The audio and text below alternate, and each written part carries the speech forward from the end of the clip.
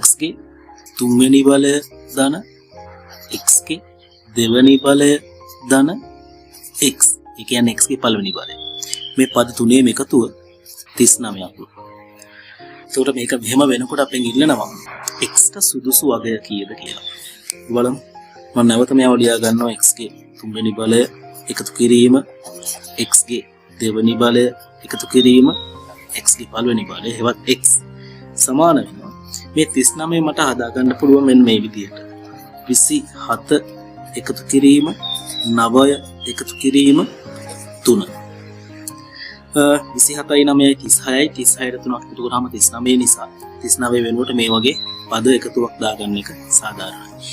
නැවත මම ලියා ගන්නවා x ගේ තුන්වෙනි බලය ධන x ගේ දෙවෙනි බලය ධන x සමානයි 27 කියන්නේ 3 තුන්වෙනි බලය ධන 9 කියන්නේ 3 දෙවෙනි බලය ධන 3 කියන්නේ 3 පළවෙනි බලය.